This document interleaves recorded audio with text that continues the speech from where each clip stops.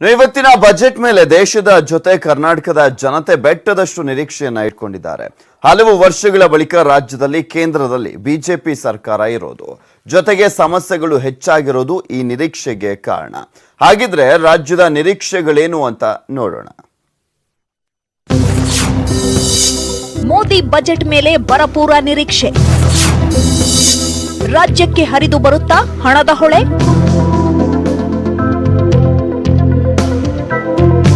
ನಮ್ಮ ರಾಜ್ಯದಲ್ಲಿ ಬರದ ಮಧ್ಯೆ ನೆರೆಯ ಹೊಡೆತಕ್ಕೆ ಸಿಲುಕಿರೋ ರೈತರು ಅಕ್ಷರಶಃ ನೆಲಕಚ್ಚಿದ್ದಾರೆ.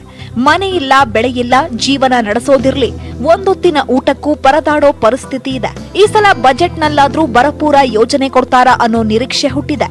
ಹಾಗಾದ್ರೆ ಯಾವೆಲ್ಲ ನಿರೀಕ್ಷೆ ಇದೆ ಅಂತ ನೋಡೋದಾದ್ರೆ, 2019-20 38,134 ಕೋಟಿ ಮೊತ್ತದ ಯೋಜನೆ ರಾಜ್ಯದ ಪಾಲಾಗಿತ್ತು. ಅಂದ್ರೆ 32,252 ಕೋಟಿ ಹಣವನ್ನ ಮಂಜೂರು ಮಾಡಲಾಗಿತ್ತು. ಈ ಬಾರಿ ಈ ಮೊತ್ತಕ್ಕಿಂತ ಮತ್ತಷ್ಟು ಹಣ ಹರಿದು ಬರೋ ನಿರೀಕ್ಷೆ ಇದೆ.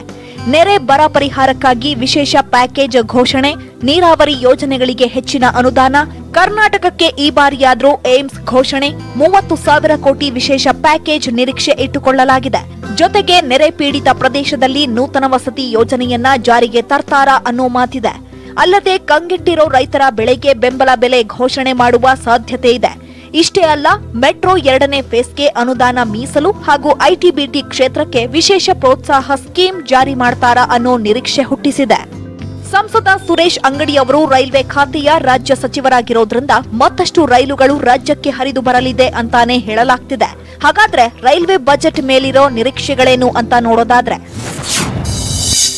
ರಾಜ್ಯಕ್ಕೆ ಸಬರ್ಬನ್ ರೈಲು ಘೋಷಣೆ ಮಾಡೋ ಸಾಧ್ಯತೆ ಇದೆ. ಜೊತೆಗೆ ಬೆಂಗಳೂರು ರೈಲ್ವೆ ನಿಲ್ದಾಣವನ್ನ ವಿಶ್ವ ದರ್ಜೆಗೆ ಏರಿಕೆ ಮಾಡಿದ್ರೂ ಅನುಮಾನವಿಲ್ಲ. ಜೊತೆಗೆ ಹುಬ್ಬಳ್ಳಿ ಅಂಕೋಲಾ ರೈಲು ಮಾರ್ಗಕ್ಕೆ ಸಮ್ಮತಿ ಸಿಗುತ್ತೆ ಅಂತಾನೆ ಜನ ಕಣ್ಣರಳಿಸಿ ನೋಡ್ತಿದ್ದಾರೆ.